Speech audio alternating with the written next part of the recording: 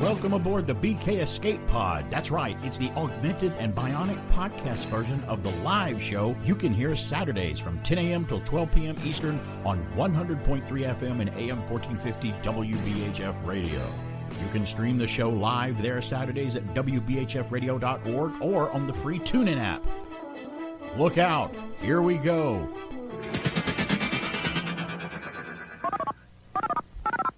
Hello there, this is BK on the air, here to tell you that if you hear the telephone number, please don't call, because this is a rebroadcast. Any questions? Yeah, I got a question. Does Barry Manilow know that you raid his wardrobe? I'll give you the answer to that question, Mr. Bender, next Saturday. Don't mess with the bull, young man. You'll get the horns. WBHF. Stand by to receive our transmission. What in the wide world of sports is going on here? Well, hey, I'll tell you what's going on here. It's BK on the air, AM 1450 and 100.3 FM WBHF. Another week has passed, so I'm back at the station here to do the show. I've got the front door locked so nobody can get in here to throw me off. Have to do that because it's always a danger when I take over this radio station that's very prestigious in their awards and their Georgia Association of Broadcasters awards and their news that they cover and stuff like that. And I come in and just throw it all out the window along with the bathwater and the baby and everything else. So you can call us today anytime on the show and we'll let you know, 770-386-1450. If I happen to be talking about something that you want to chime in on or any of us are chiming in on today, let me just say this right up front. Today, there's no way I can squeeze it all in. To tip until noon. We got to go to at least 1 o'clock. There's not a ball game today, is there? Not going to be preempted by anything. Do you know anything about the schedule? Beyond the format? No. Okay, so no. I may have to override everything. I'm not aware. Go to 3 o'clock today because I've got way too many things stocked up and ready to go on the show today. One of them, I will tell you right up front, is we have some guests coming into the program. Probably in about 30 minutes or so, we'll have the Classic Movie Misfits podcast pals of mine coming in to talk. We got Brian Rickerson and Brian Gwynn will be Double coming Brians? in. Double Brians. That's right. We got double Brians. And they look just alike, too. They're like twins. It's like Walt Murray and Sean Murray. I can't tell them apart. Or is it like the movie Twins where it's pretty easy to tell them apart? They both got two eyes. They both got a nose. They both have, hair and clothing and stuff. Yeah, I can't tell them apart. But there's a way. I've got both. I'm going to assign them a couple of names because if I say Brian when they're in the studio, they'll both go, huh? What? Huh? So I've got a way to tell them apart, and I'll tell everybody that later on when we have them in here. So we've got them. They started a podcast called the Classic Movie Misfits, where they talk about, get this. Here's what their subject matter is: movies. Isn't that great? I mean, something that we love. They examine movies. They do pull from a certain movie list that they use, and I'll let them tell you about that when they come on because it's very unique. Well, I'm assuming that's why classic is in there. Yeah, that's in there for a reason. So they do use not describing them, talking about the movies. Not just when you do the Wilder Ride or when we get together and do stuff, we just pick the movies we like. It's like, hey, let's just do this movie. Let's just do that movie. They have a specific list, and I'll let them. Are they working their way through it? They are. Yes, and they got a lot I did check out their inaugural episode after you shared it with me. I didn't know that. I didn't know about the podcast. I was like, I've got an hour free. Good. So I kicked back, relaxed, and I listened. We'll have them tell us how they started the podcast. Brian Rickerson, we'll see what made him want to do it. Have a good reason why he wanted to do it. But we'll get in and talk to them and ask them questions. And they've decided they're like, hey, may we possibly hang out for the rest of the show until noon? I'm like, of course you can. You can hang out in here. That's fine with us. We're all going to be talking about the same. Might I have some more? May I have a bit of chocolate? I'd like a little more, please. We always joke that that's how my dog looks at us when we're eating. She could have just eaten. We have an automatic dog feeder for her. And when it goes, she hears that noise of the food falling in. She can hear it from anywhere she is. So she runs in there. From the other county. Food. Yeah. She runs in there, gobbles up her food, and then we may have went to somewhere to get some dinner. We're sitting in the living room eating it on our table, coffee table. And she'll come in and sit and stare, and she is almost just like a little homeless Cockney British dog on the streets of London back in the 1800s, saying, "I would like a bit of food, please. I'm starving." I'm like, "You just ate. You're just staring us down for a piece of food." They always want it. So that's how she does it. They have that look, and then they put the paw up on your lap, on your knee. Yeah. Would like sir. Oh, I didn't tell you. Stacy went to Chick-fil-A one day. and she got home from school. Oh, I think you have told us this Did story. I tell you this? She bought she got a combo. She got a Who's sandwich. got chicken breath? Who's got chicken breath? Sandwich with the waffle fries and a drink. Okay, and Stacy gets sweet tea. And when Stacy says sweet tea, she means she likes sugar with a little tea in it. So she got it, and she walked away. She left it there and walked away from the coffee table and this was several years ago, and walked back. And her sandwich, in the span of 25 seconds, was gone. Mm-hmm. The whole sandwich gone. It's incredible. And it was she had inhaled. The dog inhaled the sandwich. You know there was very little chewing. Yeah, it was just like gone. It was the teeth were used to grapple and then to lean back and throw it down your throat. She was like the Sarlacc pit mouth. I was on my way home and heard her screaming at that dog. I'm like, what are you? I was up in Marietta. I heard you like 10 miles away screaming. What'd he do? What happened? Needless to say, she never did it again. So, because she'll let her know when she does wrong. We have to be very careful with raw chicken. If you were like cutting it, getting it ready to put on the grill, and too close to, let's say, the edge of the counter. That's considered an open opportunity. I actually thought my wife was messing with me because I had I'd filleted the chicken. I was like, well, I'm going to go check the grill, see if it's hot enough. Right. The 20 seconds it took to walk the back deck, go, okay, come back in. Like, 20 seconds. Where's the chicken? And I'm not talking about, like, one slice. Yeah. I mean, it was 2 pounds of filleted all chicken. The chicken. I'm like, where is it? And I look over, and there's one dog going, like, licking the grease off the lips. I said, you didn't just eat our dinner. Right. And the dog was like, right. Yeah. It was there. It was hanging off a couple inches. It's like, I thought that was mine. It was within reach. Isn't it mine if it's within reach? Wasn't it free food? Oh. Yeah, that's funny. Honey, I have to run to the grocery store. Yeah. So, What'd you do? I left the chicken too close to the edge of the counter. But we love them, don't we? Yes, we do. That's great. Now we've trained her. Like I said, it was a few years ago. Now we've trained her to where even when I give her a treat now, she doesn't eat it till I say, okay. I can throw the treat, and I'm like, sit. She'll sit. I'll throw the treat on the floor, and I'll go, wait. Mm-hmm. And she looks right at me, looks down at the treat, looks back up at me. And I've walked off. Okay, that's impressive. I walk off. I come back. She's still sitting there. And I'm like, okay. Then she gobbles it up. See, I've gotten that with the feeding time. They have to sit and wait for me to say okay to start eating. Yeah. Riley, our lab, every time, you want to talk about Pavlovian response, every time there's a line of drool that forms. It doesn't matter how quickly I put the food in the bowl. He's like, it's coming, food's coming. And there's like a pew, like an alien droplet just coming out of his mouth. I'm like, I guess you're hungry. That's great. Well, it's BK on there. We love talking about our dogs because we love dogs and whatnot. And I love that you had the Etowah Valley Humane Society on the air this week on your show, on the Bartow's Morning News. And I really love when I hear that they report our local shelter here in Bartow County is like a 100% no-kill shelter when it comes to they are a criteria no-kill. that they come with, unless it's a diseased dog or sick. That's different. But if it's a healthy dog, they get it adopted. Right. And find it a home. And I think that's fantastic. It's incredible. We love dogs. I got a lot coming on the program today. A beloved car that was in a trilogy of films that you like, which involves time travel, is getting they're bringing it out again and designing it and coming out. I got the stats from a poll they did at Slash Film about what alien film is someone's favorite. You know, they made a lot of alien films in the Alien franchise.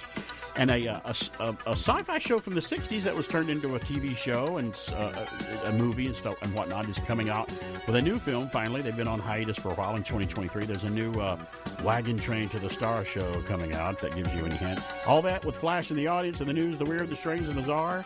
And, on this day in history. We got what happened on this day in history, too, when we come back. It's BK on the air. We will return after these messages. Who put golden chunks of apple in a pie that's packed to go? Dolly did it. Who put juicy red cherries in a neat-to-eat treat? Who put a creamy chocolate filling in this great little pie? Is this a test? Nah, everyone knows it's Dolly Madison who makes delicious packed-to-go pies. Cherry, apple, and chocolate, all with flaky golden crusts.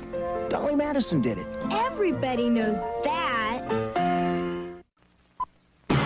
You are about to witness the most amazing man-made jewelry ever created. The original multicolor mood ring. This is the ring that senses your deepest feelings. Scientifically developed, the incredible Chroma Stone senses thermal changes deep within your body, reflects all your mood changes in a fascinating kaleidoscope of color, responding to your deepest secrets, your most hidden emotions. The beautifully crafted multicolor mood ring reveals your subconscious feelings in a myriad of breathtaking color, from black to brown, yellow, green, to the most desired shade of violet blue. Discover the mysterious powers of the multicolor mood ring in elegant gold or silver tone settings. Dare to wear the original multicolor mood ring with the fascinating Chroma Stone. Only $5 while supplies last. This portion of the show is being brought to you by Ed's Almost Good Beer. Remember, Ed's Almost Good Beer was brewed in God's country when God wasn't looking.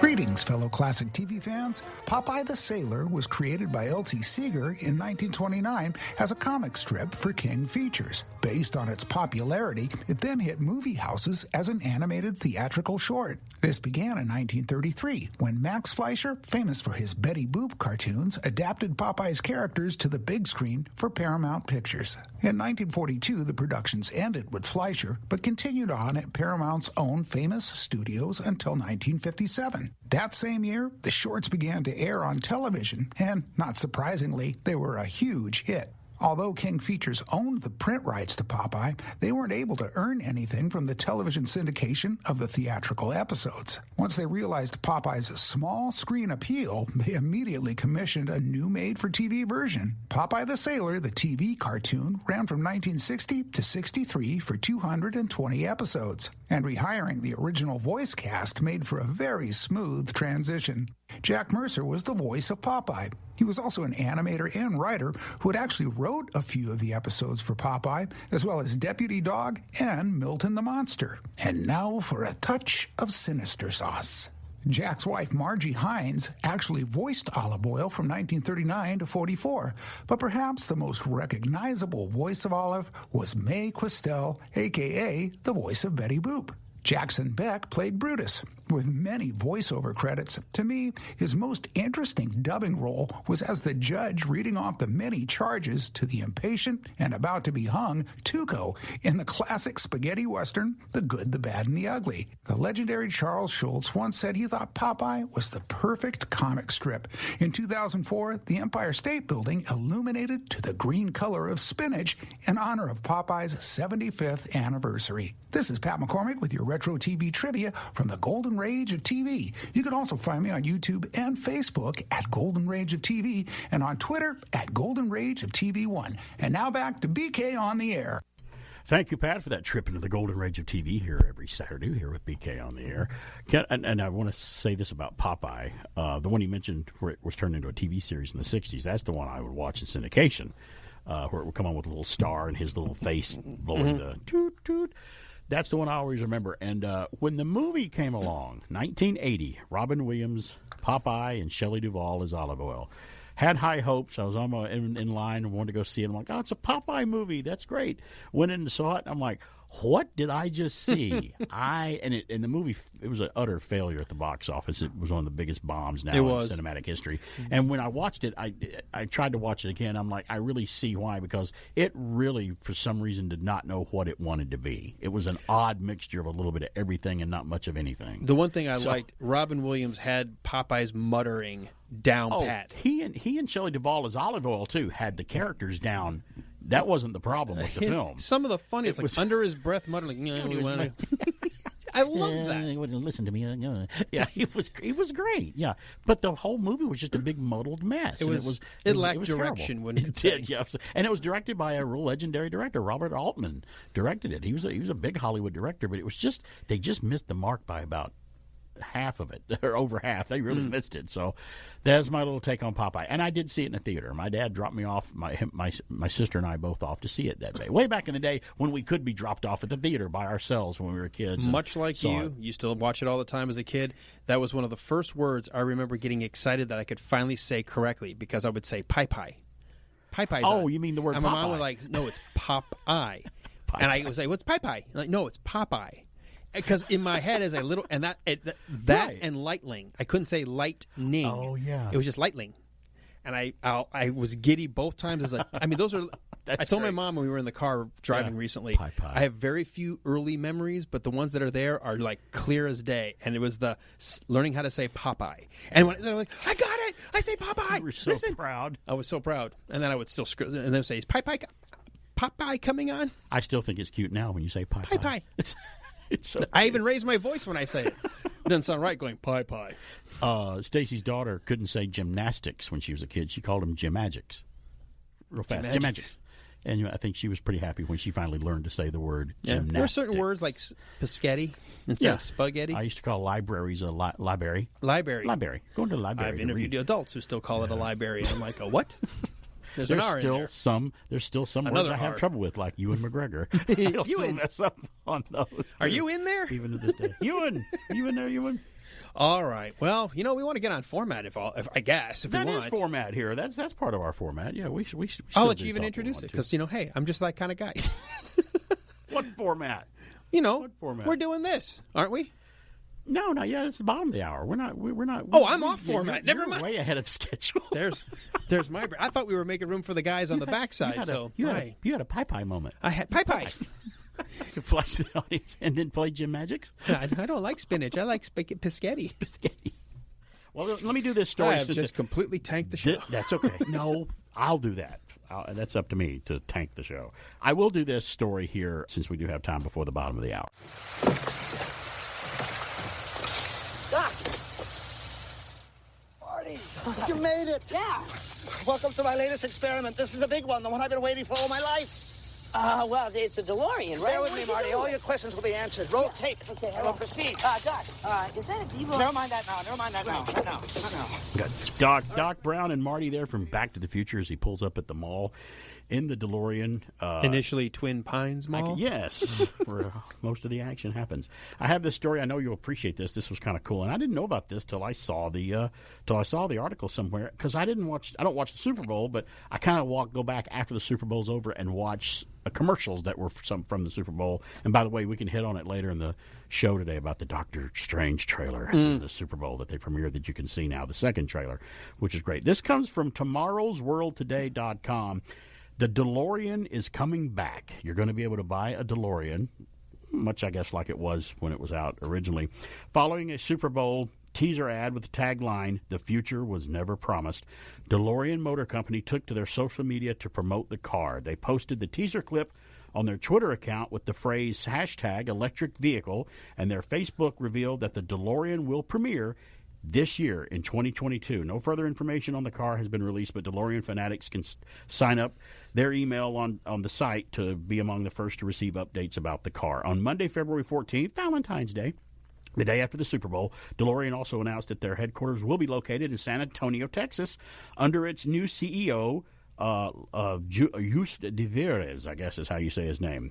Previously the vice president of sales at Karma Automotive, a developer and manufacturer of hybrid and electric vehicles. DeLorean is expected to add 450 jobs to the San Antonio area this year for that very reason. The original DeLorean, the DMC-12, as it was called, was made famous in Back to the Future, the trilogy from the 80s, as Doc Brown, as you heard, his time machine. However, DeLorean never reaped the benefits from the movie. It closed down in 1982, believe it or not, 3 years before the film premiered. Dealing in drugs might do that to you. Yeah, and making a car that wasn't worth a crap either, that always broke down and they couldn't make it run.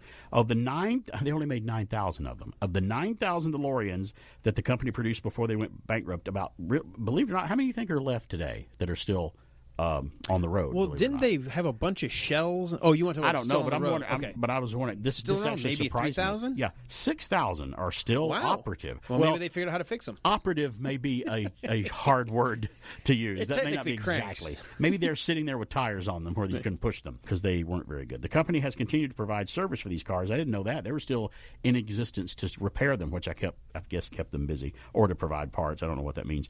DeLorean is not alone in their Super Bowl announcement of electric vehicles, as we saw in many of the commercials. Companies like Kia, BMW, and GM also used the big game to throw their hat into the ring for the growing electric vehicle industry. I did see the Sopranos one, and it was awesome because I was a big fan of the Sopranos, and they shot a Sopranos commercial for the GM I think it was a GM truck or the Silverado or something like that, the new all-electric GM, and they shot it just like the title sequence of The Sopranos. But it was Meadow Soprano driving his daughter, same camera angles and everything. And the son, AJ, met her at a parking space, and they got out and saw each other, and I guess they hugged and I stuff. guess it means they survived? Cool. Yeah, I guess what that means. I also heard that the guy who created The Sopranos sanctioned the commercial and asked that everyone that was involved in the show, like the cameramen and the directors and whatnot, shoot the commercial, and they used them. People from the television series made the commercial for them. And the creator of The Sopranos says, yes, this commercial is canon. Meadow and A.J. Soprano are still alive. That's really them. I'm like, well, that's great to hear that it ties into the show.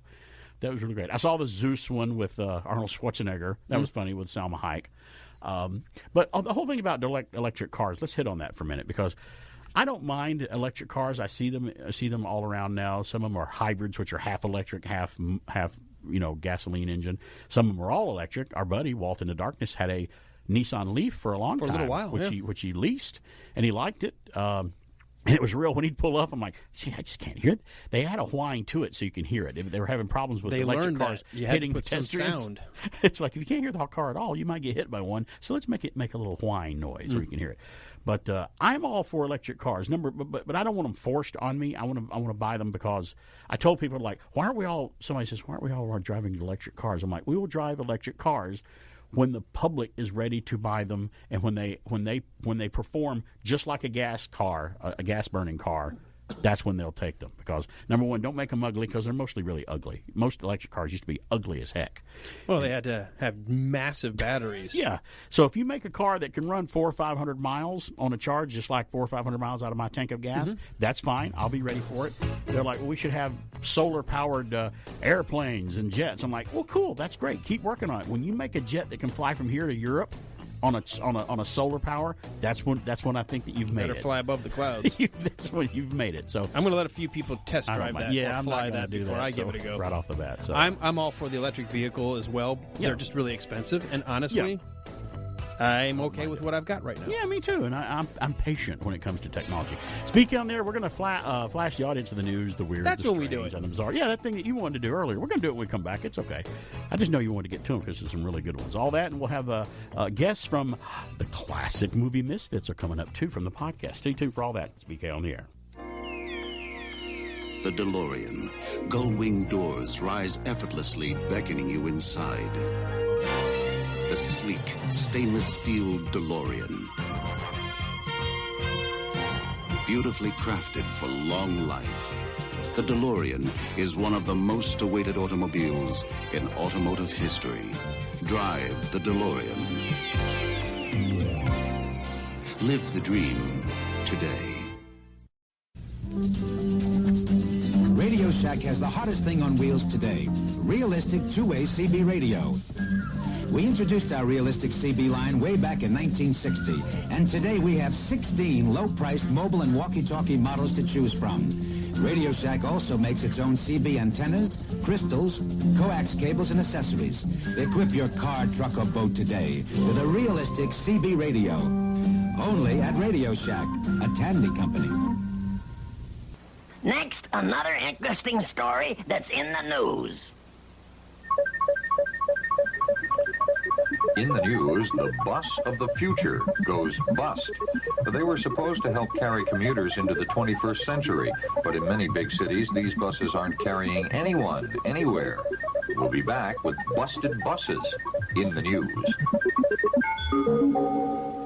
Sponsored by Post Honeycomb, the cereal with the big bite and big taste. Come to the Honeycomb Hideout. I'm Big Betty the Blind Bomber, and I want a big cereal. Honeycomb's big, yeah. It's not small, no. Honeycomb's got a big bite. Big taste in a big bite. Right. A good breakfast featuring Post Honeycomb cereal gives you a big bite. It tastes right. Honeycomb bite. It tastes right.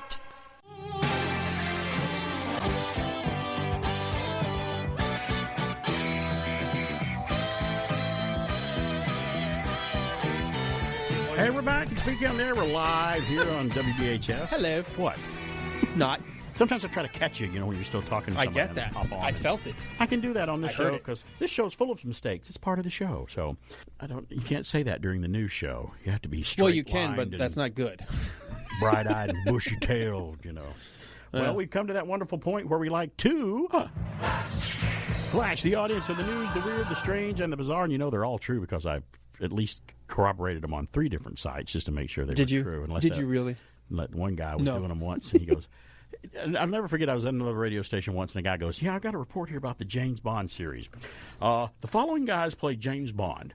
Sean Connery, George Lazenby, Roger Moore, Timothy Dalton, and Daniel Craig, Pierce Brosnan, and John Whitman.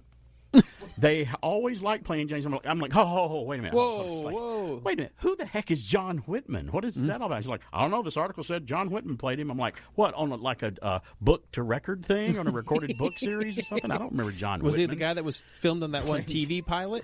Playing James Bond. That was Barry Nelson. That wasn't even him. That wasn't the right name. Yeah. So anyway, I always have to check the source sometimes when we go on there. I don't like making goofy mistakes like that, but it's known to have happened. Well, let's kick it off. I've got the first news. My old home state. Michigan State Police investigators are seeking the help of the public to locate an unusual piece of stolen property. Any idea? Michigan. An ice cube? Not an ice giant cube. Ice block? It might have been inside this thing. Oh, what is it, though? Apparently they're missing an entire cabin.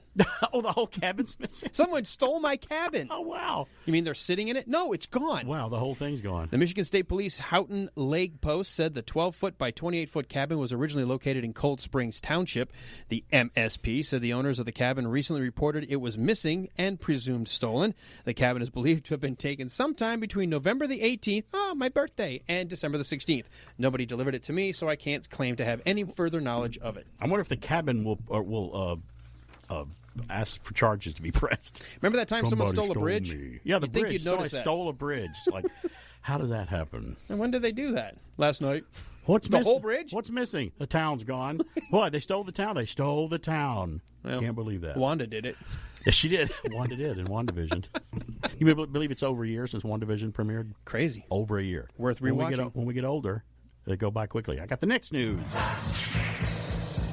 Also from UPI. An Oregon city is seeking the Guinness World Record for the tallest fork after installing a 37-foot tall utensil outside a new food cart plaza. Yeah, I said fork. Fork.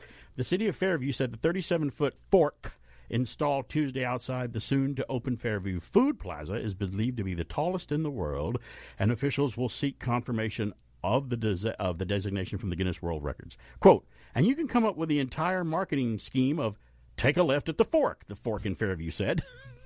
Yeah, that's so exactly it's their version of the Big Chicken. That's right. Well, you go down to the Big Chicken, you take a left. What if I don't know where the Big Chicken is? What do I do? Well, then you're screwed, I guess. Mm-hmm. The current record holder for the world's tallest fork stands at 35 feet in Missouri, up there in Missouri, as Josie Wales said. Good to have goals. Or forks. I've got the next news. We head over to Massachusetts this time. A Massachusetts man who left the sunroof on his family's minivan open in 63-degree weather returned to the vehicle 2 days later to find it filled with about 9 inches of snow. Oh, hate it when that happens. Steve McGuire of Scituate said he and his family took a ride in his wife's minivan Saturday with the windows down to enjoy the record-high temperatures in New England. McGuire said he didn't realize until returning to the vehicle on Monday that he had left the sunroof open, allowing about 9 inches of snow to accumulate on the inside. McGuire said the situation could have been much worse. Said, quote, this could only happen in New England. I'm grateful it wasn't rain, and it was super easy to clean up because it was so light and fluffy. Could have happened in Michigan, too, your home state. It's cold and snowy up there, too. Hey, it was so cold in New York, my daughters were like, the snow doesn't melt. I'm like, no, it doesn't when it's negative 13. Right. You've got to get about 45 degrees warmer. And then, as we know, you've got the different type dogs. You have the Chihuahuas and the other ones that go, no. The short-haired dogs. But you have the Husky that's like, snow, I'm ready to go. I have two kinds of dogs. I got the kinds that are in-out done. Yep. And the others go like, we'll be out here for a while. It's cold and miserable. We love it. That's right. Well, I like the cold. We battle. We got a thermostat battle going on at home. It's about 51-49% battle, I think. I don't always win it. You're losing? I have the next news. I don't have to ask who's winning. What I have? Oh, from UPI too. A Wisconsin teenager broke his own Guinness World Record, another world record, by removing 32. Remember the game Jenga? Mm-hmm. Removed 32 wooden blocks? Jenga blocks and placed them on top of the tower in 1 minute. That was his record. That's quick. Now, did you see I'll get back to this. Did you see the other record of the guy? I posted on Facebook. He stacked 4 eggs on top of each other, like the long way. 4 brown eggs. I'm like, how do you do that? One drop of super glue. I can't make one. I can't make one egg stand up like that, like you're supposed to be able to. He stacked up 4 eggs. I don't know. I think sorcery is involved. I think there's some kind of dark spinning. Was dark it under arts. a gyroscope? I think it's dark arts involved. There's definitely there's some witchcraft involved. Well, anyway, this story about the Jenga blocks. Nate McEvoy, 16 of Wausau, managed to remove the blocks with a single hand and put them on top of the tower without the structure toppling in the 60-second time period. He broke his own record. He had the record before of 25 blocks. He went from 25 to 32. That's an improvement. The teenager said his practice sessions were dedicated to figuring out the best patterns for removing the blocks. He also holds the Guinness World Record. Listen to this. He holds a lot of them. He holds the Guinness World Record for most Lego bricks removed from a base plate and held in the hand of 30 seconds. That's 22 of them. Most blindfolded passes of a fidget spinner in 1 minute, 125. Most hammer flips in 1 minute, 103. And fastest time to build a 15-cup pyramid, that's 2.5 seconds to build a 15-cup pyramid. This guy's got a, put if one he could down get in paid, 2.5 seconds. If he could get paid 2 to if do I have one this. in each hand. Well, when there's red Solo cups involved with you can barely stand up. Well, if they're red Solo cups, I can't stack them because there's stuff in them. They're not empty. Some kind of pub crawl or something going on in Cartersville. They're beyond full. I'm not turning them upside down. The teenager broke all 4 records as well as his latest Jenga record in a 1 week period. That's pretty darn cool. I don't know if I have enough time to do this, but I'm going to play it right here. I have the classic Jenga commercial, which I'm sure all you guys will remember. Jenga, Jenga. You take a block from the bottom and you put it on top. You take a block from the middle and you put it on top. That's how you build a tower. You just don't stop. You gotta build that tower, putting blocks on top. And it teeters and it totters as you build it all up. It weebles and it wobbles, but you don't give up. You take a block from the bottom and you put it on top. You take a block from the middle and you put it on top. Till someone knocks it over and that's when you stop. But you start all over putting blocks on top. Jenga from Irwin. I want to remind everybody coming up, we're about to go to a break here in just a little bit, but I got do one more maybe news flash. We'll have the good fellows from the classic radio, the classic movie Misfits will be coming in here. They could be radio Misfits too today if they want to be. Classic movie Misfits movie podcast that they do. Friends of mine that are always. Isn't it great that the podcast community always, and we talked about this before on the air, the podcast community doesn't, if they're nice, really good podcasters, they don't have that cutthroat. The compete mentality. Right. They actually promote each other. The podcast community loves talking about each other's podcasts and having them on, and we're no stranger to that as well here too at BK on the Air. So there was a Georgia body found in the forest, and it turned out to be something else. Sheriff's deputies in Georgia, this is one more from Fox News, they were supposed to learn last week what was reported to be a woman's body found along with a hiking trail was actually a life-size doll. This is what it says, quote, "It was a life-size doll complete with accessories," unquote. I don't even know what that means. So make sure you know what voltage you're plugging in. The doll dubbed Selena, was seen in the Hitchiti National Forest. That's in Jones County. I don't know where that is. Last Thursday, and the deputies responded and realized it was just a case of littering, not homicide, thank goodness. And they named her Selena. So that's good. She came out on time. Remember Backdraft, the movie with Kurt Russell, where they rush into the fire every building, you bring out the mannequin? Right. He thought he had a real woman. Kind of reminds me of that. Speaking on there, I'm not going to talk to him. That's all I got to say about that. Clean. I mean, really clean. And it holds any set I want. New beer-enriched shampoo, Body on Tap, gives your hair super body, super hold. Brewed with 1/3 real beer. Wow. But don't drink it. Just shampoo. Whether I roll it, pin it, curl it, or blow it dry. It gives my hair super body, super hold. And the shine of your life. It's the beer shampoo that does it in 3 bodybuilding formulas. That's body. On Tap. You remember Goldilocks, the kid who used to take her meals at the Three Bears place? Nowadays, she heads for Shakey's with 21 kinds of great pizza and even more kinds of fun. This is what I call a fun place. We serve fun at Shakey's, also pizza. Shakey's!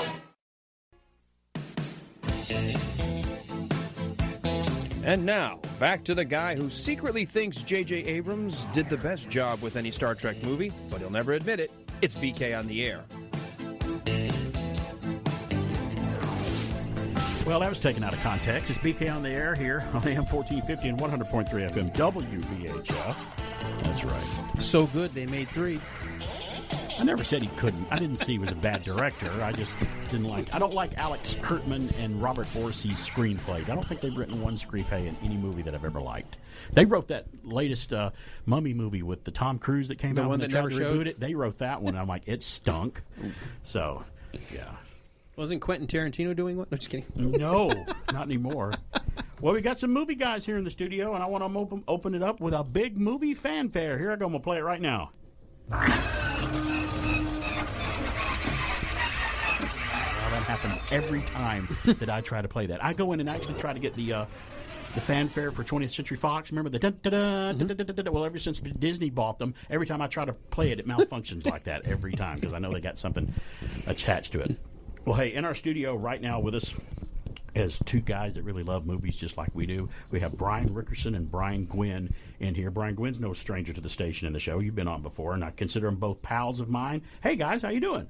Good. Well. Thanks for having us. Cool. Thanks for having me. back. I'm glad you're here. Now, to tell the difference between you two, because you're both Brian, I'm going to go the pirate route with Rickerson and just say Brian, arr. Arr. And I'm going to go the gangster route with Brian Gwynn and just so Brian, yo, what up, G? Okay. So that's how I'll be able to tell you guys apart. Yo, Mr. White. You guys, that's right. Suddenly, everybody in the audience younger than Barry goes, he's old. They do that every day they hear my voice. That dude sounded young until he said that. Yeah. Well, you know, you guys have got a podcast called The Classic Movie Misfits, and it's no stranger that everybody, all of us in the studio right now love movies. We love the craft of making movies. We love directors, the special effects, the movie music, every aspect of it. Tell us, Brian Rickerson, tell us how you came up with the idea, why you decided to start this podcast, and what it's all about. Well, basically, you know, I grew up here in Georgia, rural Georgia, and back in that day, you know, TBS was an over-the-air station, and Ted Turner owned it. WTCG, Channel 17. Yeah, I remember he bought like MGM and a bunch of other studios, you know, library movies. So my brother Brad and I spent our summers, you know, swimming, watching Braves baseball, and watching all these old movies on, you know, TBS. So really loved old classic movies, and you know, really cut our teeth on the whole, you know, movie experience that way, and of course loved going to see movies. So just kind of the love of movies, and then, you know, I've got a kind of an audio production background, plus my love of podcasts. I just married all those three things together, and we just decided, hey, let's start a podcast. So.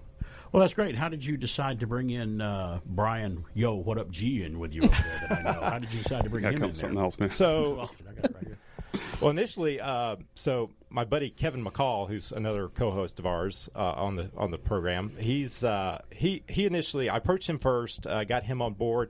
He had some hiccups with work and stuff, and I said, I need to bring some more people on so we can kind of, you know, ebb and flow if we need to have some different, you know, folks come on. So I reached out to Brian Gwynn, who I've known for many years. Know he comes from a, you know, kind of theatrical backgrounds, big into acting. So I brought him in. So you got to write his lines for him. He also used to be a dancer, too. I don't know if he told you about that. Of course. He was a dancer at one point. Told you not to talk about that. Well, he that'll did cost wear you a $1. belt once. You did wear one. So you decided to bring him in and just do the... I know I got proof.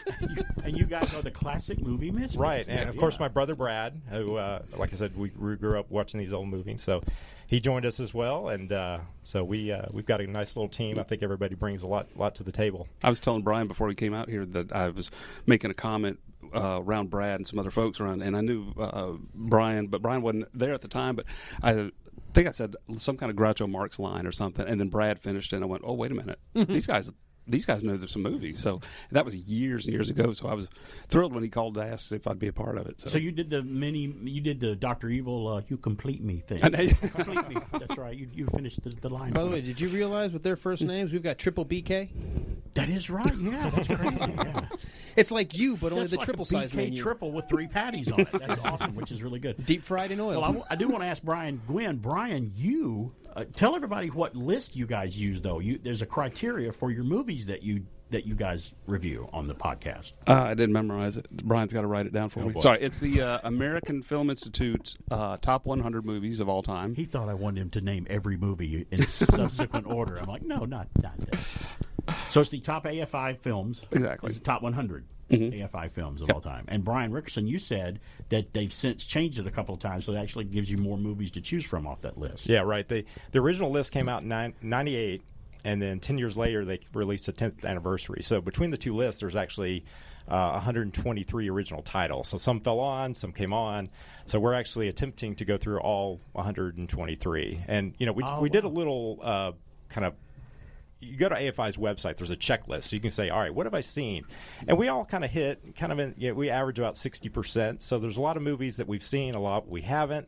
So it was just kind of a fun project to do. And, of course, we want to keep things fresh. So we're going to actually do some non-AFI along the way as well. So there's a lot of classics that we love that aren't on the list. So we definitely want to bring those in as well. All right, well, that's your master list. How do you decide what's next? Do you alternate between ones we've seen and not seen, ones that we all kind of vote? We've got this amazing device called the Random Movie Machine, and it picks our movies for us. Really? We got this hopper, and we got 123 ping pong balls that have the list, right? They've got the name of each movie. We dump it in there, and we click it on, and it spits one out every week for us. They stole it from an old game show, that you used to twirl it around in, and pick the number. Now, it's actually made out of used pinball machine parts. You said Dumbledore sends an owl with an envelope in it, and that's how we pick it. Would I be mistaken by saying that it's going to have movies on there, maybe classic films that none of you have seen, that are going to make you watch them for the first time to review them? Is that right? Because you couldn't have seen every one of them. So there's some classic ones that have been around since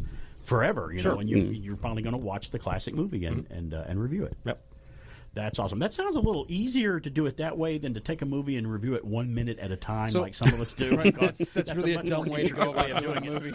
Who in the world would do that? Who would take I on do that have a kind of question, work? because I listened to your debut. You chose Big Trouble in Little China. Is that on the AFI 100, or was that sort of like a pre-try, let's get this? It is not. We did, we were kind of novices at this, so we did a bunch of test episodes that we just kind of got the format, and then we threw them away. And one of my pet peeves about podcasting is a lot of times the first episode is, well, what we want to do is, and they, you spend about 40 minutes talking about what you're going to do instead of doing it. You mean those are kind of boring? Yeah, right. So let's pick like a cult classic and dive in. And our second episode is actually a short setup of what the podcast is about. We go over the history of the AFI, talk about the different lists. So we kind of did it in a more, I think, entertaining way. And it looks like you're trying to keep the movies themselves versus the side episodes about an hour. It seems like we're trying to try not to. A few we've done that are going to be released are going to maybe go an hour 15. We're trying to keep it under an hour if we can. There's some people out there that do podcasts that are 5 and 6 hours long at a time. That's nuts. I don't. They have staff. Don't know if I could hear something for 6 hours. They're not married with children. Well, sometimes we have like 2 hours of material that I've got to whittle down to an hour. Ain't that the truth? Yeah. We just recorded. You believe in actually editing the audio and putting a professional spin on it? Well, there you go. You're already a leg up. Alan likes you already. I do. Right, yeah. I can't stand the shows where they like leave it, like, hold on, I got to look something up in here. Keyboard clicking, like, and then we're like vaping for like the next 10 minutes. I'm like, just get rid of that. Or they've had Taco Bell, like, oh, jeez. Did you let that off? I leave those in mine. Someone bring a lighter in here. I'm like, I don't need to know that. Well, that is great. We all, just to get a feel of what everybody, and by the way, you said that Big Trouble in Little China is your first episode, which I've heard, and it's not one of the AFI movies. Correct. Are you guys maybe going to hit on maybe some more in the future that aren't on the list just for fun or something like that? So, one of the movies that's on the list is Lord of the Rings. Okay. And we decided, hey, let's go ahead and do the trilogy because the other two are not on the list. So we did those. You mean like it's Return of the King is probably the one. Which of the three? Fellowship of the Ring is on the AFI 100. So they don't really have the other two? No, they do not. It's basically one movie in 3 parts. Exactly. Like Star Wars. Wow. New Hope. Is on there, but Empire and Jedi aren't. So. See, that's a flawed list. Empire Strikes Back's on there, which is the best film of all. It's the best of all of them. Yeah, exactly. It's good. So you'll be able to add. Obviously, there's no real rules at your podcast. You do what you want. Well, the reason I asked that for a reason because you did Big Trouble in Little China, and I was going to go. If you ever do Flash Gordon, I'm there because I love Flash Gordon. It's a great movie. We might do that. I'm a big Queen fan, so I love the soundtrack to that movie. Cool. The soundtrack's okay. People really amaze me when they go, Flash Gordon's so stupid and campy. And I'm like, that's what it was supposed to be. It was written by the same screenplay guys that wrote the Batman television series, Lorenzo Simple. So, yeah, that's why I liked it. Well, that's good. It's favorite movie of all time. Brian, we'll go to you. What did you, if I had a gun to your head and said, listen, you better name your one favorite movie of all time right now or you're going to get it. What would you say is your favorite movie of all time? It's a Wonderful Life. That's your favorite film of all time. Okay. That's a very classic Frank Capra movie. It is, and it's a great movie. It's on my top 10 of Christmas films for sure to watch every Christmas. Brian R. Rickerson, what is your favorite movie? That's a tough one. I've got so many genres. You had to pick just one. I would probably say Fletch. That's one of my favorites. Wait a minute. Where am I? You got Mr. Academy Award lover over here. You just gave him a heart attack over there. Well, I mean, Fletch is fun and all, but I mean, you have 123 to choose from. Okay. That comes to the top? Okay, No kidding. Brian, that's funny, Brian. Now, what's your real best favorite movie? Well, if I had to pick one from the list, it would probably be something like, I don't know, maybe Dr. Strangelove. Dr. Strangelove, Stanley Kubrick. He's my favorite director of all time, so if I had to choose a favorite director. Well, guys, tell everybody real quick where they can find you and listen to you. So we're on all podcast platforms. We've got kind of a slow social media presence. We're on Facebook, Instagram, starting to get on Twitter. But yeah, you can find us pretty much any podcast platform. Just search for the Classic Movie Misfits, and you'll find you out there. Absolutely. Like I did. Thanks for being here, guys. You guys are going to hang out for the rest of the show, but that's your segment. Thanks for telling everybody where you were. I hope somebody out there will listen on this show, hopefully. I think I have still a couple listeners left, I think. So we have tens of listeners. Yeah, tens. we have fives of listeners. We're going to take a break now. It's top of the hour. When we come back, we'll have On This Day in History. We'll also have the rest of the show. I've got a lot of stories coming up, like John Williams doing some music for Star Wars again. What's your favorite alien movie out of the Alien franchise? And Star Trek is coming back. They're finally doing another Star Trek film with Chris Pine and the J.J. Abrams cast. We're going to break. We'll be back. It's BK on the Air. Hi, I'm Woodsy Owl. In order to try and stop pollution, we need more help. So, help Woodsy spread the word. Come on, never be a dirty bird. No matter where you go, you can let some people know to give a hoot, don't pollute. Never be a dirty bird. In the city or in the woods, help keep America looking good. America is on the go from Maine to the Grand Canyon with a portable radio as a traveling companion. America is on the go, Detroit to San Diego with a portable radio, a toteable, packable, portable radio. Stand by to receive our transmission.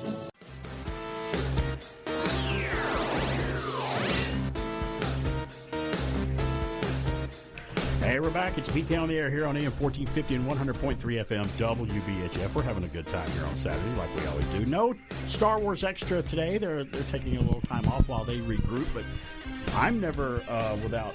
I suffer from diarrhea of the mouth, so I'm never without something to say. So I've always got something to talk about. Let's do a little On This Day in History while I'm thinking about it. Today, February the 19th. Hey, it's a few days after my birthday. And thank you, everybody, by the way, that wished me a happy birthday on the 17th this week. I appreciate it. My little Mrs. BK had a lot of surprises for me, which was always fun. 1878, Thomas Edison, on this day in history, was granted a patent for his gramophone. On this day in history, we wouldn't be listening to records if it wasn't for him. Records? What's that? They're back. I know, and I'm not buying them. Every time something comes back, I'm like, I already been through that already. I don't want. I keep trying to remind my mom. Could you please find the albums that we used to have in the record player? And she's like, well, they're somewhere. Like, can I get them? What was the one Christmas? Was it Mitch Miller that you listened to for Christmas? Oh no, it was the Ray Conniff Singers. Ray Conniff Singers. Okay. Yeah. Well, you guys listened to the Ray Conniff Singers. We had one Christmas album that was Guy Lombardo and his orchestra. Ours was better. Growing up. Well, Guy Lombardo's from Canada. Well, okay. So your mom might disagree with you on that. She's from Canada. 1913, on this day in history, something happened with Cracker Jacks on this day. They added a prize? You want to take a... Yes, that's what they did.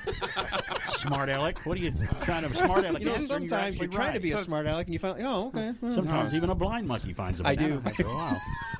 What is it? A broken clock is right twice a day. That's right. 1964. Here's one for Brian Gwynn. 1964. The UK flies a half a ton of beetle wigs to the U.S. on this day in history in 1964. A half a ton of wigs, like they didn't have enough. Ooh. Yeah, that's good. That's right. On this day in history, Mr. Rogers' Neighborhood premieres on this day in history on NET, which is now PBS. It used to be called NET back in the day. It's a beautiful day. That's right. 1971, the rock band Yes releases their breakthrough third album titled The Yes Album, which happens just like Foreigner. Which happens. Stop that. That's an in joke. And by everybody's reaction, they could tell that was an joke. That's their favorite. My favorite album by Yes is the Yes album from '71. 1973. You guys watched? Do you remember the Tony Orlando and Dawn show on CBS variety show? They had like Carol Burnett. Today, on this day in history, in 1973, Tie a Yellow Ribbon Around the Old Oak Tree single was released. And I think it was. I don't know if it went to number one or not. It doesn't say. But didn't he usually end the show with that song? I think so. Yeah. When it went off. I think.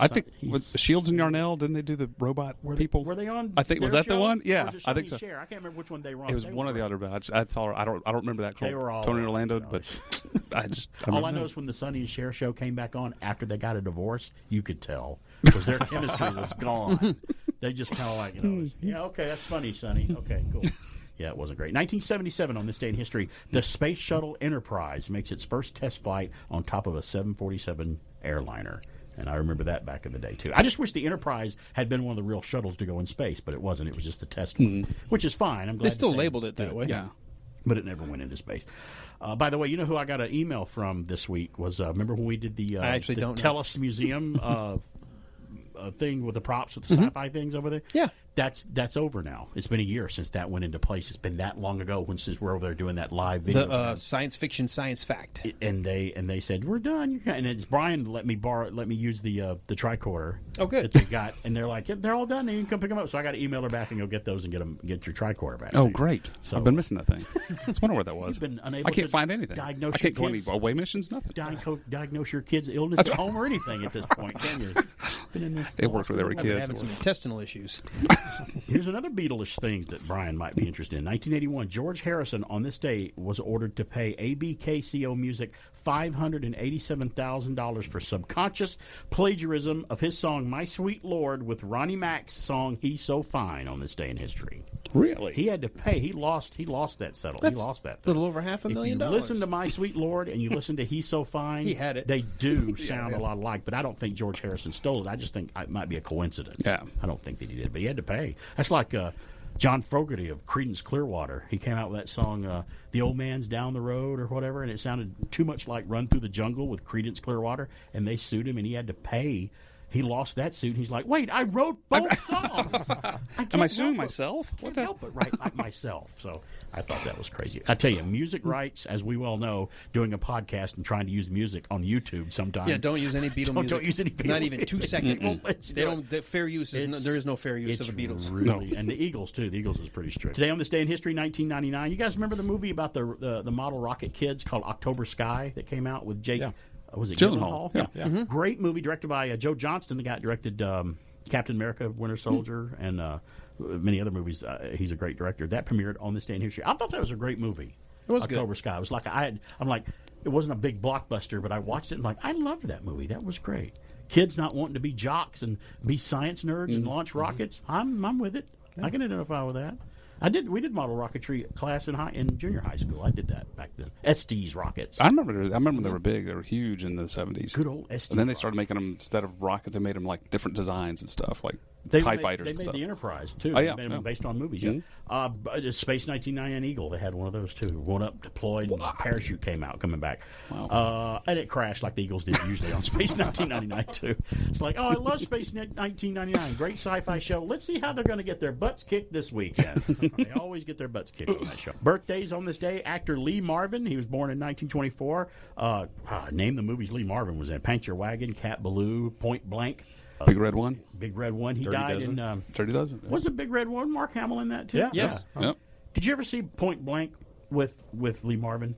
I don't think it was so. directed by John Boorman, the guy that directed Excalibur and a lot of Zardoz and a lot of other movies. Point Blank is a crazy movie. They remade it with Mel Gibson, and I can't remember what it was called with Mel Gibson. It was weird. They remade it in the 90s. Was that Payback? Maybe it was Payback. Yeah, Payback. That's it. Ooh. That was a remake of Point Blank. Okay. And I thought that was interesting. Today, 1940, William Smokey Robinson was born. Smokey Robinson, a soul singer-songwriter. Jeff Daniels was born on this day in history, American actor in 1955. Dumb and Dumber, Speed, The Newsroom. He actually played George Washington in that miniseries where they showed him crossing the Delaware. I can't remember what it was called, but he was really good in it. And I had no idea that Jeff Daniels was from Athens, Georgia. He was born in Athens. I did not know. He's a Georgia boy. Today is Justine Bateman's birthday. She was born in 1966, same year I was born. My first wife looked just like her. I had a girl that looked just like her at one point today. 1967 is the year Benicio del Toro was born, Puerto Rican actor. Been in a lot of things. First thing I saw him in was License to Kill, James Bond with Timothy Dalton. He was one of the bad guys. Traffic's a great. Traffic. Oh, He's one of those weird method actors that really gets into it. He's really good. Brian Gwynn, you were talking about Fear and Loathing in Las Vegas the other day. And he did that too, and he gained weight for that. Oh, yeah. His birthday, let's sneak in one more birthday before we have to go to a break. Today is Millie Bobby Brown's birthday from Stranger Things and Godzilla, King Kong versus Godzilla. There's a lady that's really going to blossom into it. I mean, she's already a fantastic actress anyway, but she's going to go far because I think she's got a lot to offer when it comes as an actress. It's like Jodie Foster. I think she's one of the best actresses of our time. BK on the air. How come you cook so many vegetables, Mom? Well, someday I see a tall young man with broad shoulders. Me? You. And I do everything I can now to help you get there. Good food, rest, exercise, and also Chalk's vitamins with iron. Iron? Because you're growing, you need as much iron as your father. And these help make sure you get it. I like Chalks. And you, Mom? Chalks and Chalks Bugs Bunny with iron. Presenting the Clapper. Let your appliances turn on and off just by clapping. Clap on, clap off, clap on, clap off. The Clapper.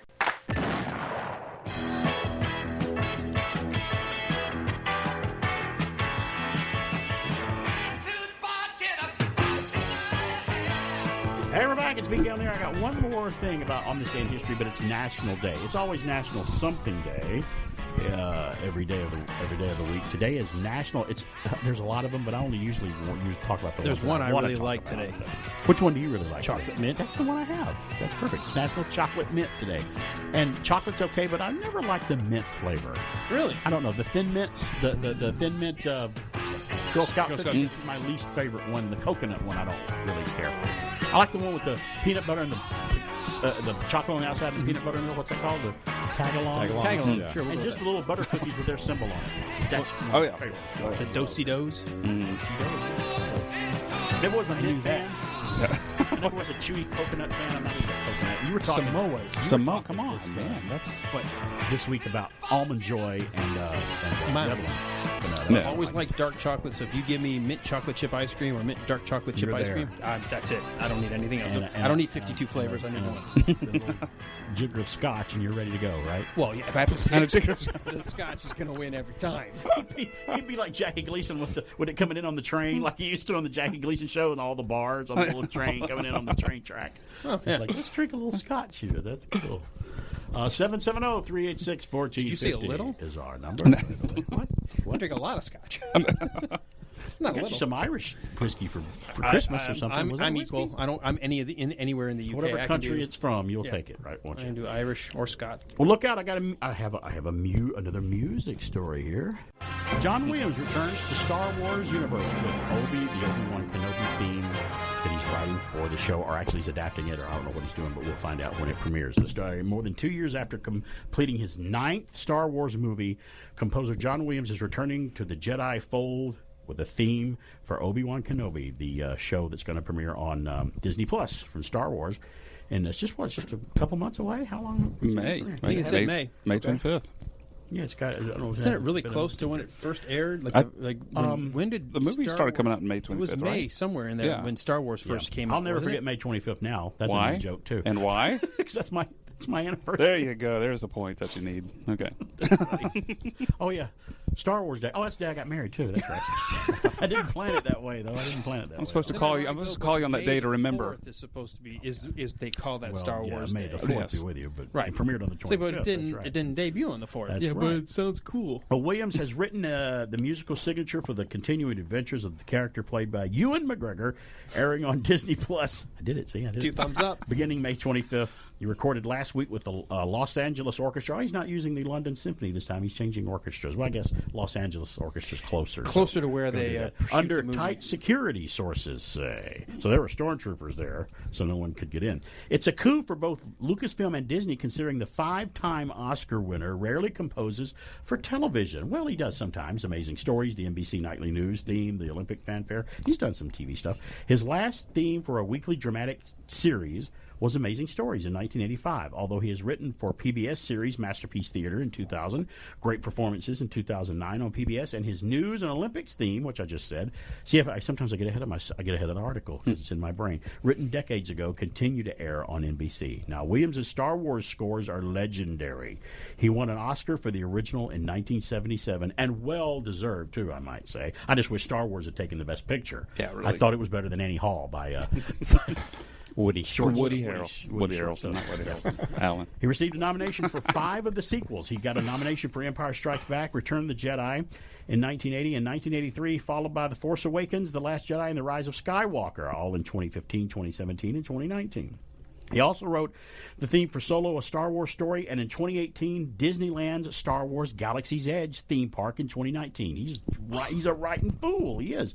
The later won him his most recent Grammy, one of 6 awarded for his Star Wars compositions over the years. I think we had that story on the air about him winning a Grammy for Galaxy's Edge at Disney. Williams, who turned 90 on February 8th, just last week, is remarkably busy. He's composing the scores for Steven Spielberg's The Fabelmans, due out in November. That's a new Spielberg movie coming out. And for the 5th Indiana Jones movie, due out next year. He will conduct also the Vienna Philharmonic on March the 12th through the 13th, and the Philadelphia Orchestra April 19th to 21st. I feel like a DJ giving someone's concert schedule here. And the Pittsburgh Symphony on April the 25th, and the Los Angeles Philharmonic September 2nd through the 4th at the Hollywood Bowl. He is busy. He's 90 years old, man. I don't think I could go see those shows in those consecutive dates. But half his age. He's Yeah, busier than I am. He's taking his He's vitamins. doing the George Burns thing. If I'm booked enough, I'm not going to die. I can't. I got all these things to come. My schedule won't allow it. Right, We exactly. joked about that. We're like, John Williams can't die. He has not completed the Indiana Jones and the Star Wars movies yet. That was back before they were done. He's got to still do them. Now, Williams scored the original Obi-Wan Kenobi as played by Alec Guinness with a theme that later became known as the Force theme, which I just played there from when they walk in to get their medal at the end of Star Wars. The quote, spiritual philosophical belief of the Jedis and the old Republic, unquote, they say, as the composer explained in 1977. That's how he explained it. Perhaps best remembered for its use of the throne room scene. See, I got ahead of the story here again. I already said that. It's not known whether he has reprised that, as you thought maybe he did in the show, or possibly a theme from the George Lucas-directed, Williams-scored prequels that featured McGregor, The Phantom Menace, Attack of the Clones, Revenge of the Sith, from 99 to 2005, or has he written an entirely new piece? Nobody knows yet. The TV stories are said to take place after the events of Revenge of the Sith, but before Episode 4, Star Wars, First New Hope. No word yet as who will be scoring the 6 individual incidental music in the episodes, which are believed to be recording in London. Now, Disney and Lucasfilm spokespersons, they were unavailable for comment on this story. They're staying tight-lipped about it, as an Aldebaran shellmouth. They're not talking about it at all. So, needless to say, I bet it'll be nice. What do you think? Yeah, I can't wait. I've been waiting for this since I saw Ewan McGregor first. Right, pop since up. Ewan was really pushing, I'd love to do a Obi-Wan series. I think it's great that he's excited about it. He likes it. I still like that clip that when they announced it for the first time. It says Kathleen Kennedy's like, "Would you please ask me? Will I reprise the role of it?" Yes, right? yeah. And there's just a psalm. And it said, "Will you reprise the role of Obi-Wan?" Yes, and everybody went crazy. It's one of my favorite clips. Well, my other favorite clip of him is on the Graham Norton show when he's on there, and Graham Norton says, "Do you have a lightsaber from the Star Wars movies?" He's like, "I officially can say that I do not have any merchandise from the film," and he mouths, I have one.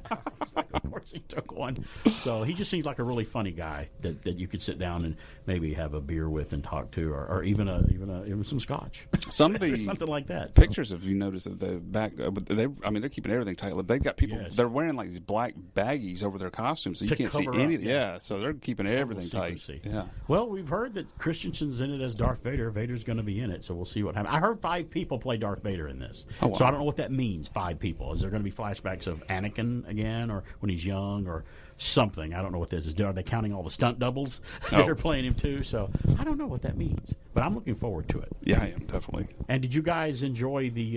Since I've got you here, and Alan and I, we discussed it. We've discussed Boba Fett. We've discussed The Mandalorian. We've discussed the Marvel shows on Disney Plus. Which, by the way, watching WandaVision again like we did recently, I think that for me, WandaVision and Hawkeye tie for me as my favorite shows. I really love both those really shows. Good.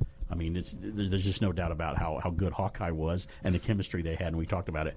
But you guys have watched, obviously you're Star Wars fans, so you've watched The Mandalorian and you watched all the Book of Boba Fett. I guess you enjoyed both shows. Actually, I've been so busy with the podcast. I've watched most of The Mandalorian. I have yet to see one episode of the Book of Boba Fett. Oh, so you're not done with The Mandalorian? I'm way behind.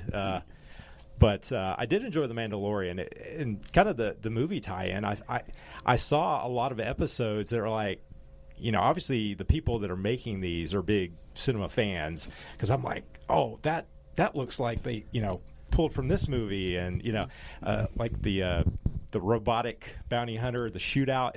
I'm like, G88, that's Butch Cassidy and the Sundance Kid, the little shootout at the end, Bolivia, and. So they're very much drawing on westerns, classic. Yes. I mean, that first one might as well have been one of the Dollars trilogy. I mean, just the lone gunman coming into Well, we town. talked about it. I said I wish they would throw in just a cameo. Let Clint Eastwood cameo in just one episode. That would be so great as something. I think it's ironic because after saying that's what it was, because he was on an ice planet, so there was nothing but snow. Then they end up later introducing this desert town where there's a sheriff and they have a duel. I'm like, holy crap! It's a western. And can we just say right up front that? For Tatooine to be the backwater armpit of the universe, it seems to be the center of the universe. They have a lot going on for nothing planet. What does Luke say in Star Wars? Well, if there's a bright center of the universe, you're on the planet that it's farthest from. I'm like, obviously not, because there's a lot of people. Liar! The witch from that comes around. Liar! Liar! So I'm loving Boba Fett too. What I'm loving is like they're showing all the things. I was just talking about this earlier. How they're showing us everything. All the fans who were actually in the theaters who saw these and who watched Boba Fett fall into the pit of the Sarlacc. You're in your mind. You always had the idea of what you wanted to see, and they're showing it. Yeah, they're showing even down to what I said that his costume. Where you had all these weapons on his costume, and he's got these knee blasters. You finally get to see them, and some of they're showing this stuff. We've like, what does this do? And now they're showing us. It's really great. His little, but they got to get a continuity person because he fires his rocket, and then the next scene he's got it back. I'm like. When did you reload? Well, he's got to reload in the back. It just pops back up. Does that what happens? That's it. Yeah. As sci-fi fans, that as an insert. As sci-fi fans, we can explain away anything. Of course, even his little aiming thing on his side of his helmet when it comes down, like he gets to use it. I see that. Yep. He's come a long way since that little concept costume they made way back in the 70s. Joe Johnston helped design that Boba Fett. It's all white. Yeah. Well, they didn't think he was going to take off the way he did, but he did. Didn't he? Oh. Man. Great character. Outside of Darth Vader being the coolest, one in Star Wars, Boba Fett usually gets a close second, if not favorite character. The one good thing that came out of the holiday special. Can I say that on the air? Be specific. just so you say that with it. That's the thing that comes out of it. Yeah, you're right. So you didn't like Leia singing Life Day? Oh, that was going to be my second favorite, of course. And B. Arthur's appearance. That was really cool. And Mark Hamill's makeup artist. Everything's under control. Situation normal. What happened? Had a slight weapons malfunction, but everything's perfectly all right now. We're fine. We're all fine here now. Thank you. How are you? We will return after these messages. R2-D2, hurry up. Hello, welcome to Burger Chef. We'd like a Star Wars poster, please. I knew it. Well, all you do is buy a large serving of Coca-Cola for 49 cents, and the poster's yours. R2, look, it's us.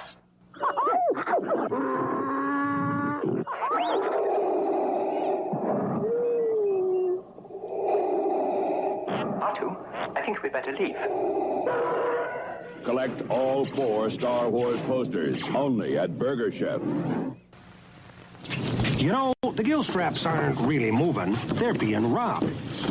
These crooks know the gill straps are out of town, so they're trying to move the gill straps permanently. They figure they look like movers, they act like movers, so who's gonna know? The Joneses. They know. Dad, aren't the gill straps in Toledo? I think they're being robbed. Should we call the police? Call the police.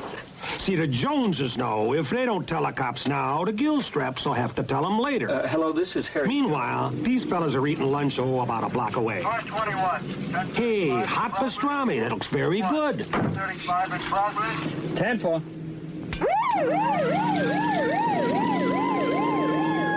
Take it easy, huh? How about that? Know what it takes to stop a crime? Your help and your neighbors.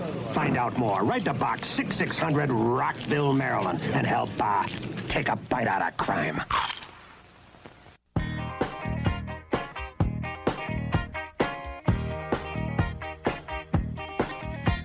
When it comes to shows about movies and comic books, heroes and crazy news, I tune into BK on the Air from 10 to noon Saturdays.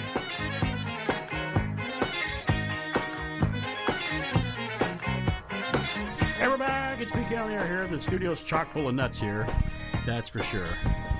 Hey, we're all fans of the Aliens films. You like Aliens? Oh, yeah. Alien? Well, not all. We don't like all of them, but they did hold they had a poll at slashfilm.com. That's another one of those websites where it's a fan website, and they held a poll of the alien movies. Final report of the commercial starship Nostromo. Third officer reporting. The other members of the crew: Kane, Lambert, Parker, Brett, Ash, and Captain Dallas are dead. Cargo and ship destroyed. I should reach the frontier in about 6 weeks. With a little luck, the network will pick me up.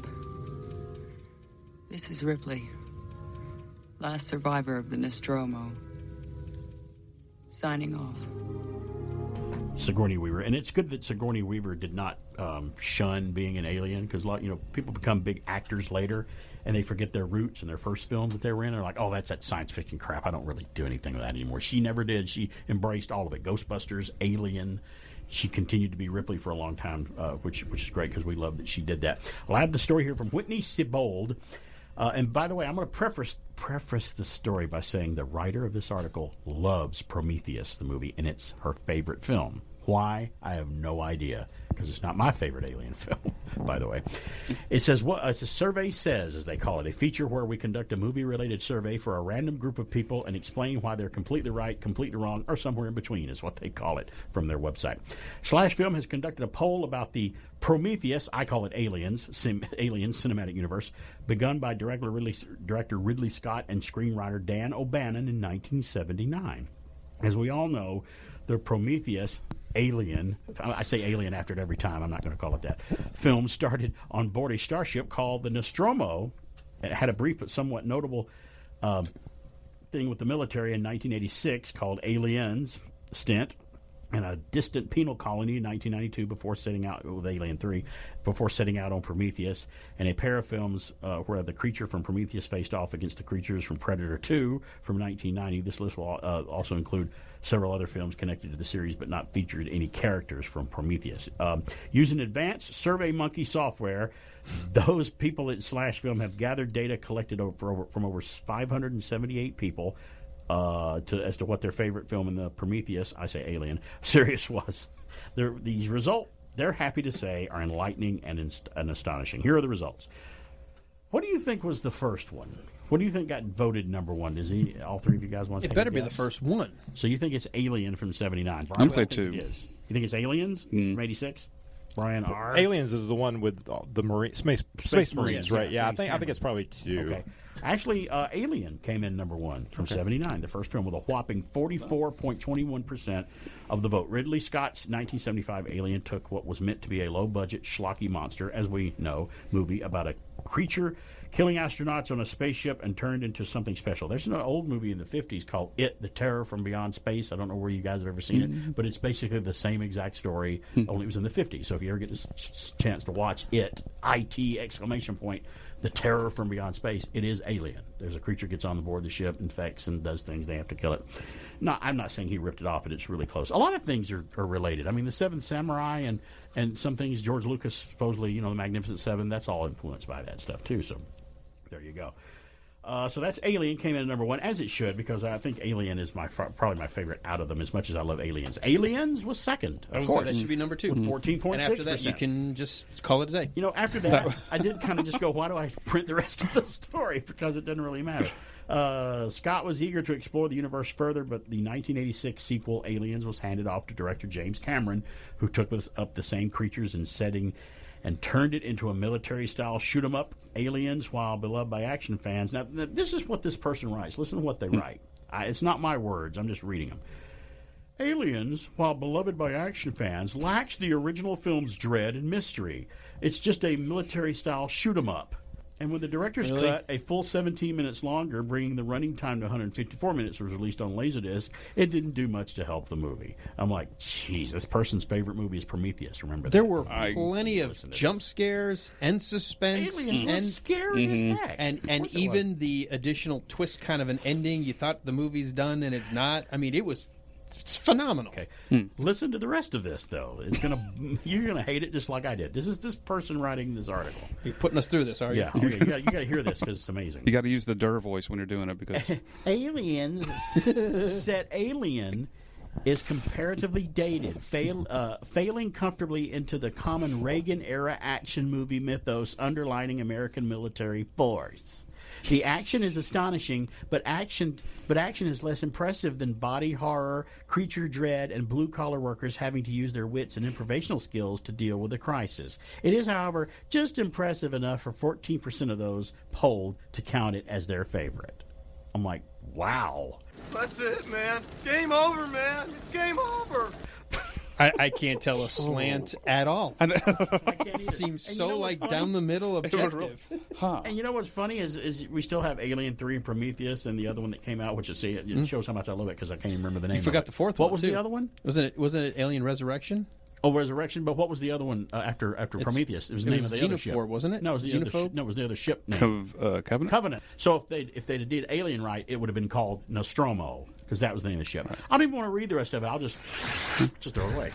The only other movie that's interesting, but you have to pretend that 1 and 2 never were made, is the third one. The way it's filmed, the setting, the prison planet. True. It's really creepy and cool, but it doesn't work because you have to completely pretend that what happened in the end of 2 never happened. And I've never been a fan of David Fincher as a director. I don't like his directing in Alien 3. I did like Alien Resurrection because they tried to go in a different direction, but still, they all fall short of the first two.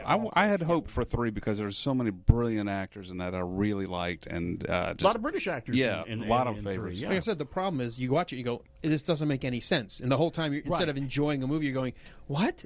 What? I remember in the theater going, I want my money back. I mean, I've since rewatched it, going, I'm going to watch it as a piece of film.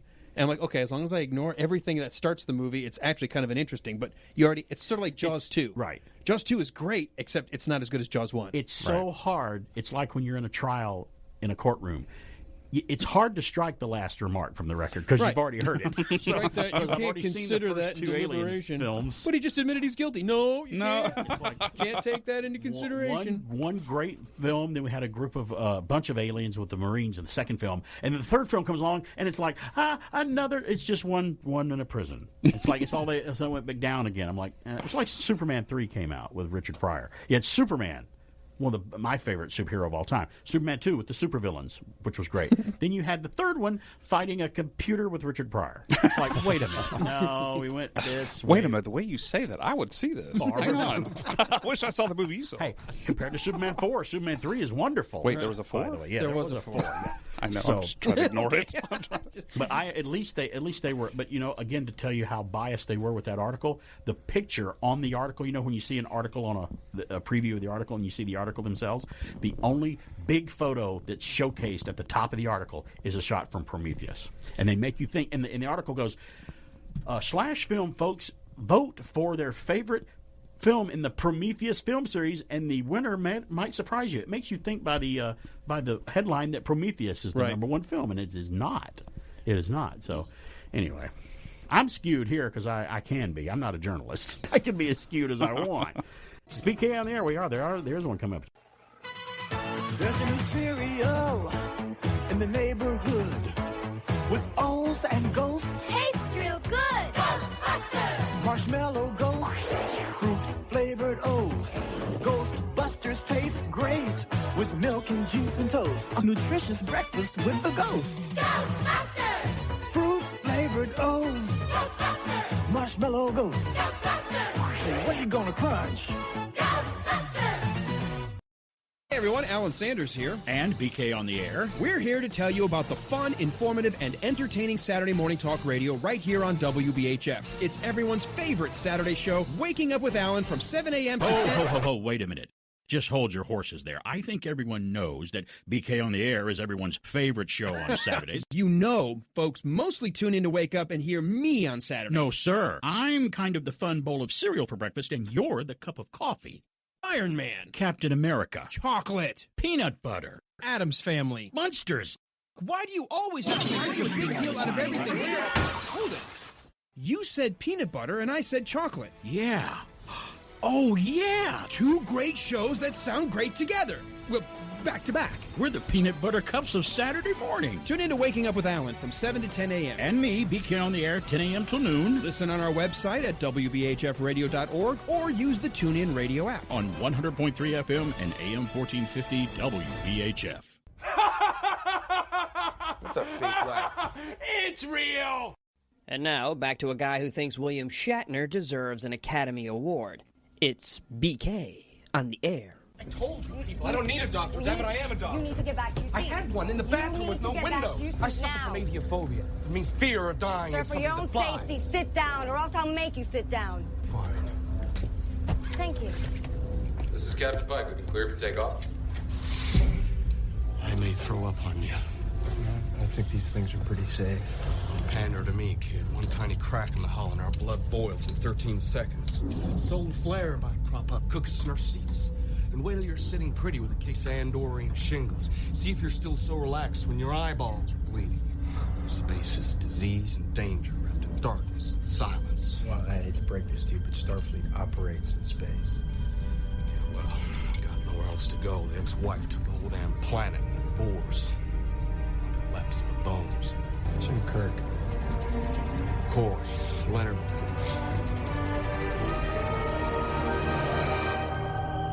Star Trek from 2009 there, directed by J.J. Abrams with Kirk and McCoy. Mr. Carl Urban really hamming it up there as Dr. McCoy. Oh, my God. That was... Chris Pine is Captain... not yet Captain Kirk, but Jim Kirk. Kirk and Spock, I'd always go back and forth, but with the reboots, I think Urban has made McCoy my favorite character. And you know what's good about Chris Pine? Is what's funny now is the older he gets, the more he looks like his dad. His dad, was in Chips. Robert Pine was the guy in Chips. Oh, yeah. With the Ponch and John on the motorcycle cops. He was their boss. And the older he gets, I'm like, he looks more and more like his dad all the time. Well, the reason I play that clip is I got a story here from TrekMovie.com. Anthony Pascal writes, Star Trek in 2023, production set to start by the end of the year. It may be finally happening this week during an Investor Day event at Viacom CBS. Now, by the way, they renamed Viacom CBS. It's now back to be called Paramount. They renamed it Paramount instead of CBS. I guess they just like the name better. You say Paramount, you think Indiana Jones, Star Trek, all those productions. Producer J.J. Abrams announced plans to start production on the next Star Trek feature film by the end of the year. According to Deadline, the planned film will be bring back the crew from the previous 3 Star Trek movies, with the talks underway with Chris Pine to reprise the role of James T. Kirk. They also report the plan is to bring back Zachary Quinto as Spock, Zoe Saldana as Uhura, and just get the green makeup off of her from Guardians of the Galaxy, and she'll be ready to go. Carl Urban as Dr. McCoy, John Cho as Sulu, and Simon Pegg as Scotty. So far, there are no details available regarding the plot line beyond the inclusion of the Kelvin cast, they call it. Last month, Simon Pegg talked about how the cast has been eager to reunite again. Quote, we would all love to get back to it again, albeit with some sadness because of losing Anton Yelchin. I always wish I could give you something more definite, but we just don't know. We have to wait and see, unquote, he says. Now, according to Variety, Paramount did market research to gauge interest to help decide how to move forward, including if they should bring back that Kelvin timeline crew. Eventually, executives determined that there was still lasting audience enthusiasm for Pine, Quinto, and the rest of the cast in their establishing roles, which allowed the studio to feel comfortable with moving forward with bringing them back. They also say, quote, "We are thrilled to say that we are hard at work on a new Star Trek film that will be shooting by the end of the year and will feature the original cast."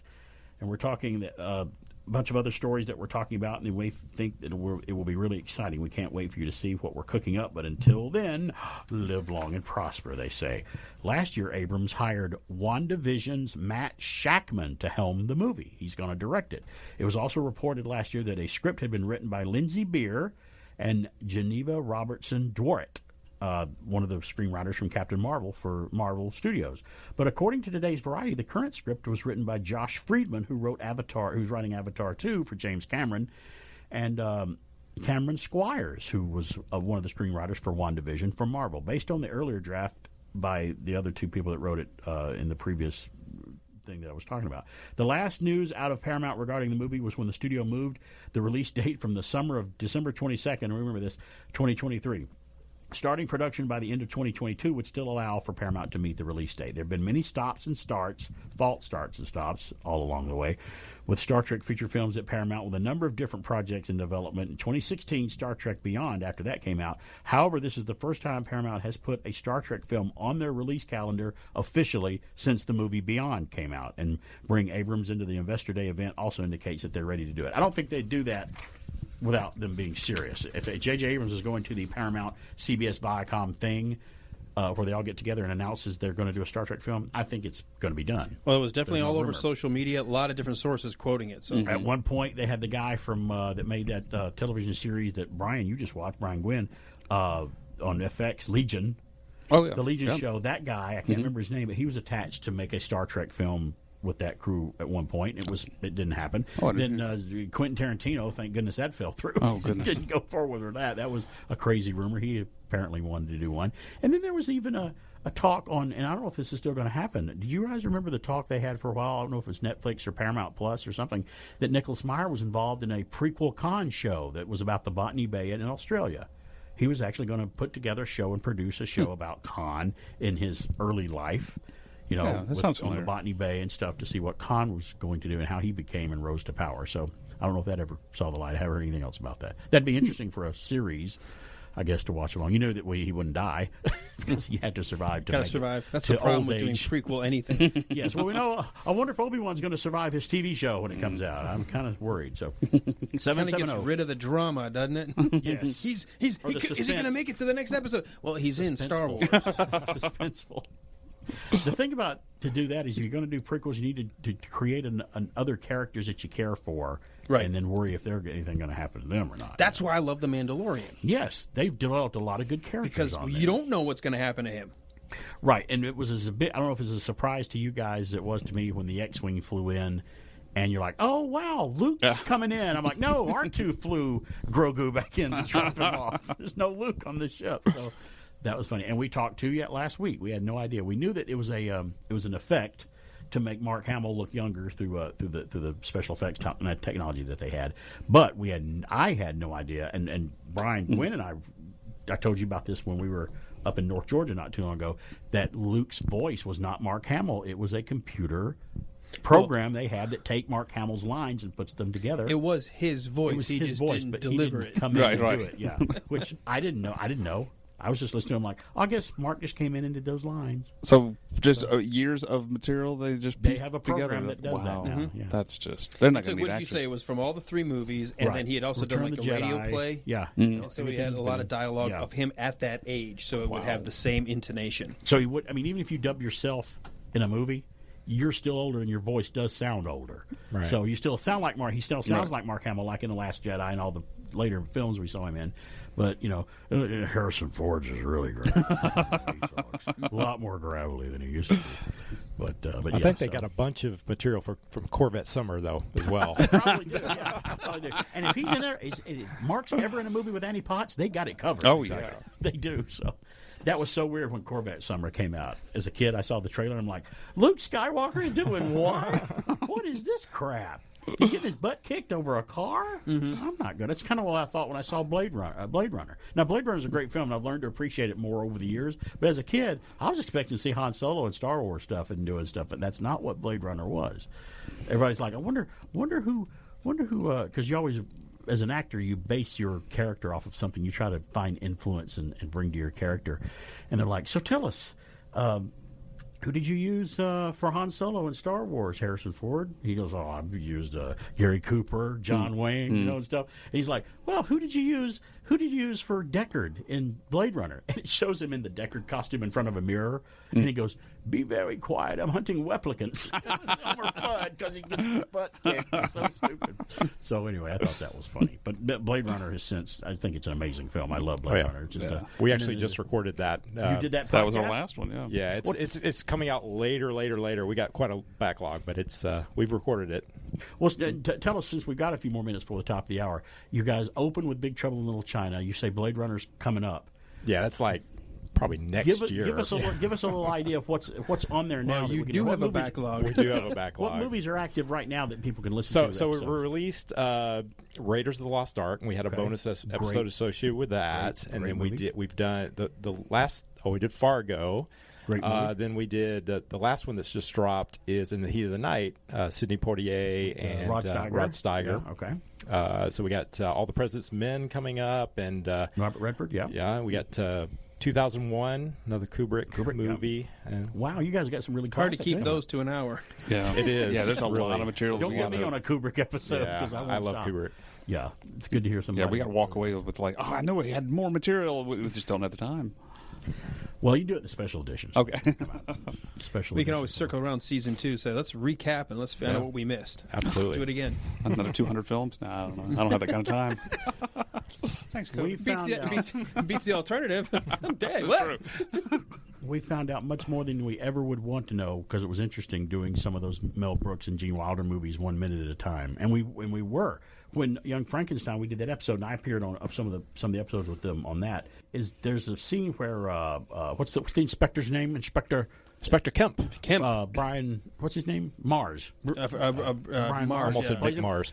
He drives off at the end of the scene in this really cool old car that kind of looks like the Phantom car that the Sheik loves in Indiana Jones and The Last Crusade. He drives off in it, and Alan goes into in-depth. I knew he was going to. He's like, we're going to go in-depth and find out what car that is. I went to I'm going to car find out database. What car it is. And we both came, we're like, and we both come up with 2 different cars. And we're like, I think we ended it with, we think that it's both cars they just put together and built for the movie. So it was great. Guys, good having you here. Thanks for coming by. Thanks so much for having us. Check out the Classic Movie Misfits, the podcast. Check out my podcast, BK on there. Check out The Wilder Ride. We're all out there. Just search for us. We're on whatever podcast of choice you can find. It's BK on there. We'll see you next week. Give it up! Podcast Magazine presents the Hot 50 Countdown. Hi, it's Rob Actis, host of the podcast magazine Hot 50 Countdown. Join me as I count them down from 50 to number 1, the top 50 podcasts in the land as determined by you, the podcast fans. From true crime, society and culture, self-help, health and fitness, science, and every podcast category in between. The Hot 50 Countdown is here. And don't forget to vote for BK on the Air as one of your favorite podcasts at podcastmagazine.com. Yeah. Yeah, baby. Yeah.